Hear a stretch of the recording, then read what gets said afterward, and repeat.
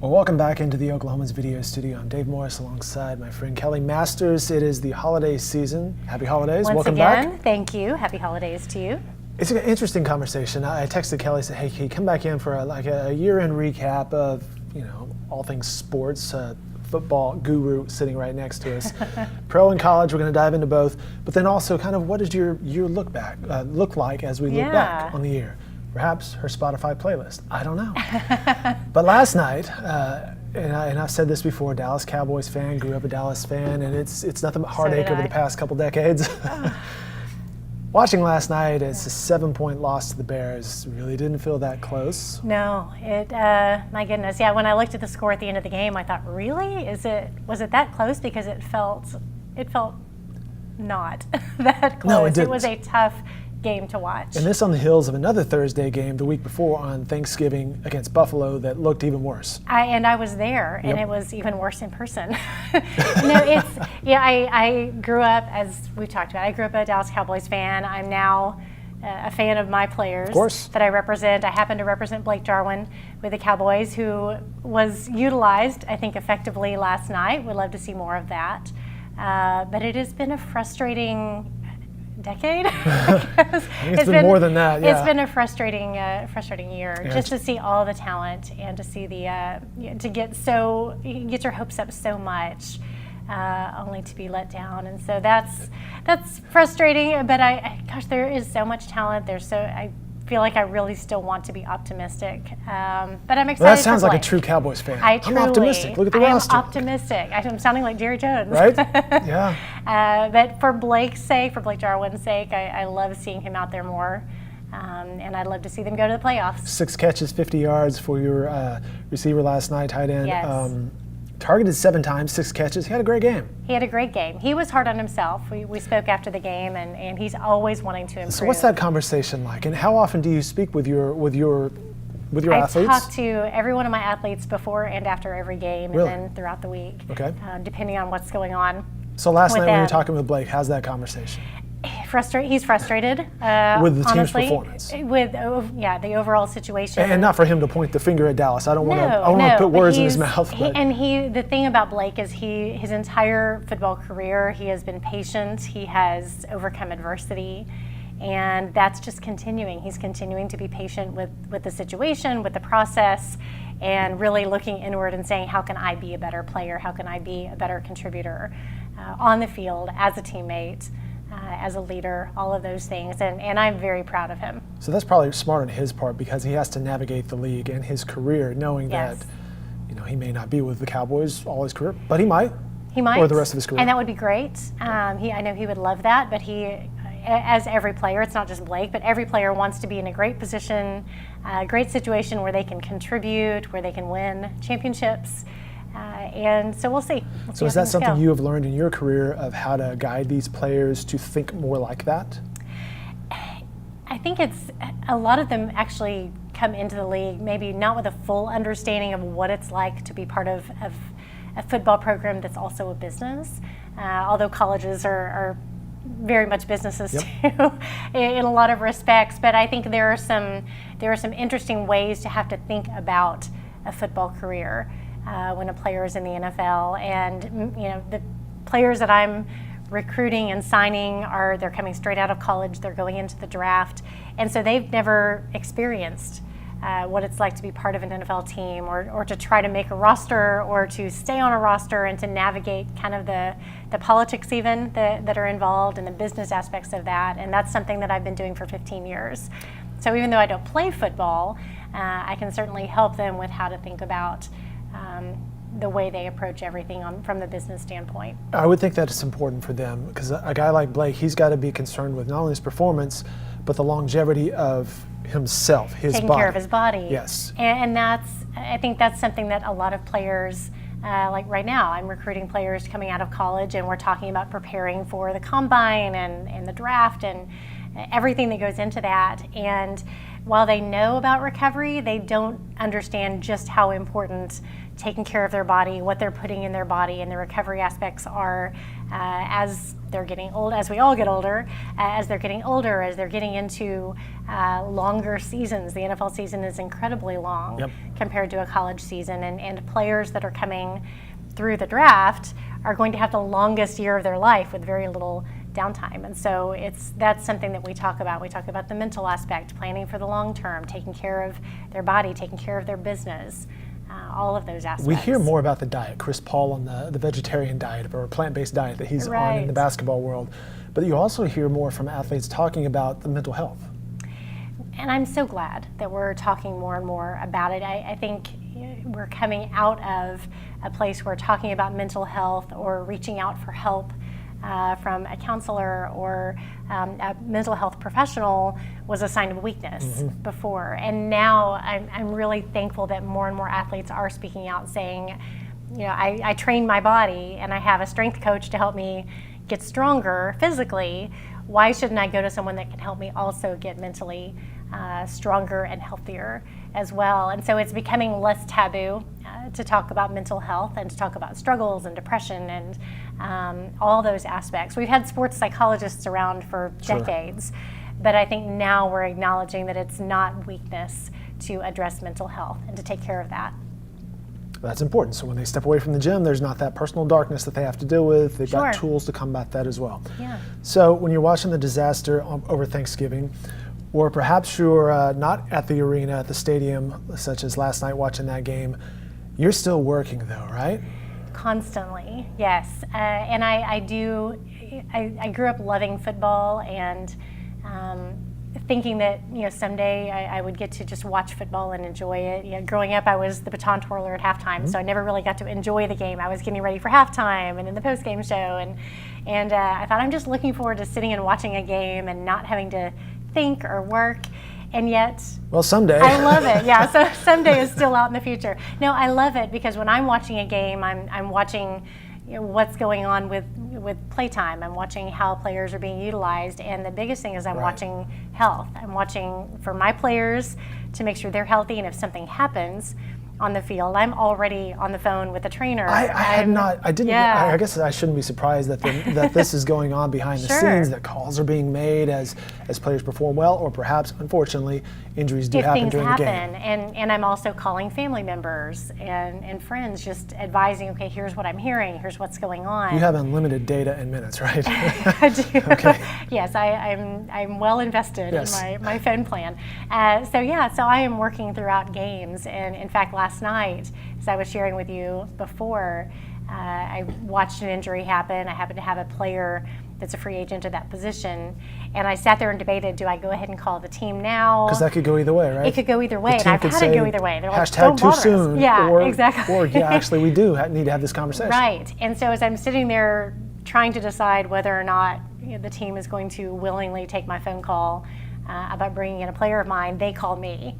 And I'm so thankful that I was prepared. I knew exactly what they were looking for, exactly what had happened, and I was able to make those connections. So, it's always work. And I guess I should say I'm not surprised, because this is a $1 billion industry. Sure. They have to constantly be looking for, okay, we're going to have a player here.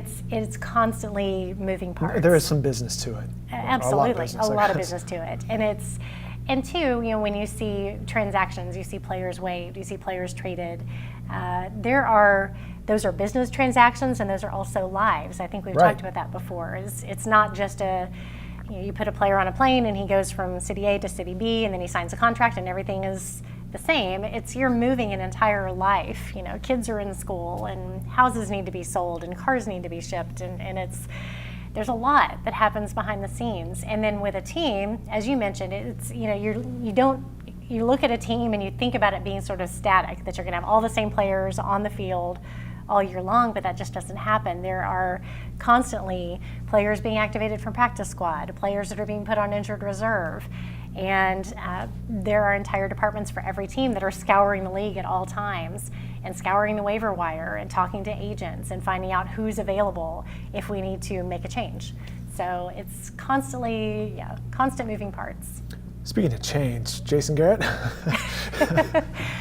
can't comment publicly. Understood. But I think I know the general sentiment, and we'll see what happens. Jerry Jones. It's weird how he's sort of predictable, but sort of not. I think he likes just being Jerry Jones and knowing what he's going to do, and we'll see. He has a plan. We just may not know what it is yet. You mentioned your college career. You graduate of OU. Sooner fan. The Sooners play Baylor this weekend, the Big 12 title game on Saturday. It's convenient. Lincoln Riley will be at Jerry World.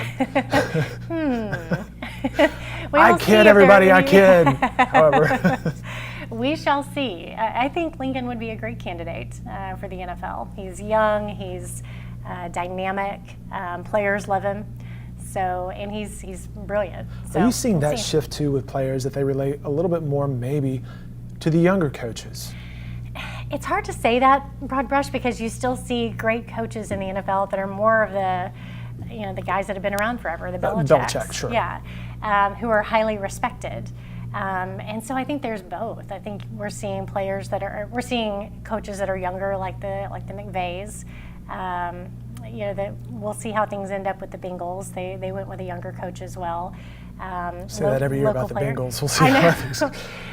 So we'll see. And I guess they have robust coaching staffs who have the mix of the young and the old. So. They do, and so I think it's both. I don't know that you can broad brush. Okay. Going back to Dallas a little bit, one of the highlights of Thanksgiving was not the Dallas game, but later that night, though, the Seattle Seahawks. Well, it was actually Sunday. It was Sunday. Okay. Yeah, it was Sunday. Sunday's game. Same holiday weekend. Same holiday weekend. Yes. I just remember being on the couch and my Twitter's blowing up with the highlights of one of your players, right? Yes. So David Moore, I've represented since he graduated from ECU. He was drafted by the Seahawks out of East Central. The whole NFL world was so new to him because he'd played at small school, obviously. He had a large learning curve, but all the athleticism in the world. But David especially just is a big kid, and he has a big heart. He loves the game of football, and he loves his teammates. And as everybody got to see, they've become famous for their end zone celebrations, and it happened to be on a 60-yard touchdown caught by David Moore. So it was a huge highlight for him. And you got to be so proud. I think I was. Maybe proud's not the word, but proud. No, incredibly proud. Also, did you teach any of this? I cannot take credit for the New Edition dance. I have a couple dances I'm wanting to send him, saying, do this one, but I've refrained. He has his own library of dances, so they love it. They love I thought that was a great moment, and congrats to him, and congrats to you as well, representing him. Thank you. Again, we're talking with Kelli Masters. You can learn more on her website, kmmsports.com or kellimasters.com.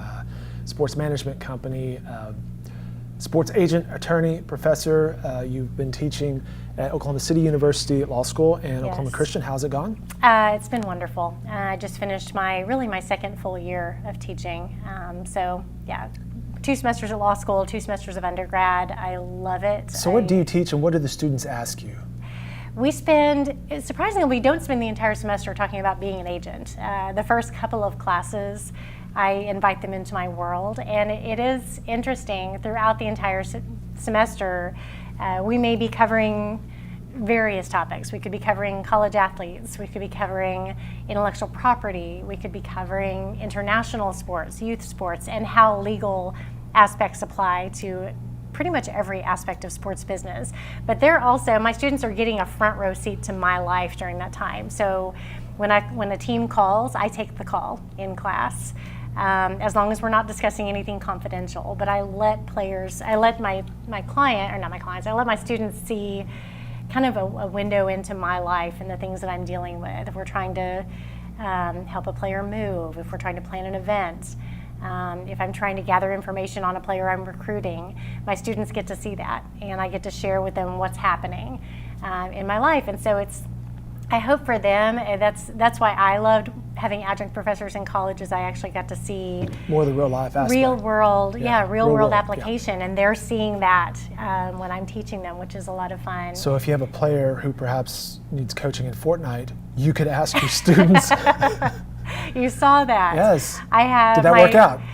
Apparently so. Okay. My long snapper with the Dolphins is also a big time gamer, but he does not play Fortnite. So I was making a plea for him to find a coach, a Fortnite coach. The things you do for your players, right? I know. I certainly couldn't teach him. I'm not a gamer, but yeah, it's a huge growing industry now, and I happen to have a player that has a foot in both. So we'll see how that goes. Interesting stuff. And the finals for your classes, those are coming up? Next week, Okay. yes. And what does the final look like? Not specific questions, but is this like I'm Q&A? not going to give Is anything this- away. It's very much, even my undergraduate students sort of take a law school style exam. So it covers the entire semester. It's long fact pattern essay questions, but I give them a fun project. We had several fun projects. One, we actually negotiated the NFL CBA in class. Wow. They should take some notes. The NFL and the NFLPA would learn a lot from us. We were able to get everything resolved. So that was a fun project, and they have to write a paper on that process. And then they also get to watch a sports movie and point out 5 key legal issues in a sports movie. So if it's The Blind Side or Jerry Maguire or Moneyball, that's their extra credit. So I make it fun. Interesting stuff. And finally, we've alluded to this in previous interviews about your dream job, and this is coming to a bookstore near you. It is. Writing a book is such a long process, such a long and involved process, an emotional process for me. The final manuscript is submitted mid-December, and then it's an editing process, and we'll get to publication most likely early 2021. Congratulations. Thank you. That is great. And the book is called Dream Job. You can go to kellimasters.com, enter your email address there for some updates on that, and you see the website there, kmmsports.com as well, for more professional things. I mentioned at the top of this, we might dive into some Spotify stuff. Among the apps you can get on your phone, Spotify music, and now the year in, here are the songs you listen to all year long. Genre, top artists, top songs. You want to share any of that? I have to make a confession. I have never been on Spotify. Okay, you're that one. I am the one human being, apparently. Could be Pandora or any number of things. And I do listen to Pandora. I got on Pandora years ago. I just kind of stuck with it. My most recent challenge, though, with online music is I have Alexa. I have a little Echo in my room, and I also have, this is terrible to admit, I have a talking parrot. Yes, he's an African gray parrot. And wait a minute, when did you get a parrot? I've had him for 10 years. Oh, wow. He says everything, he negotiates Did somebody contracts. say, Kelli, you need to have a parrot, or did you No, just always I grew want up, a my parrot? granddad had a pet shop, and I grew up kind of having That's what you random gravitated pets. towards, was the parrot. So I wanted a parrot. Okay. But my parrot now has listened to me long enough, talked to Alexa, and so all morning long I'm saying, Alexa, play music, and Smokey, my African gray, is saying, Alexa, stop, and then he'll say Alexa music. And lately he's been on a Frozen kick, so every time I come home and I've never asked for Let It Go or Do You Want to Build a Snowman that I can ever remember, but he loves Frozen, so every time I come home, Alexa is playing Frozen for my parrot. If you didn't think I was weird enough. That's brilliant, Smokey the parrot. Yes. That's so good we stuff. should ask Smokey what his Spotify list looks Right? like. Yeah. What do you listen to all day, Smokey? All right, she's Kelli Masters. We always appreciate it when she stops by. Congrats on everything. Thank Safe you. travels during the holiday season. Thank you very much.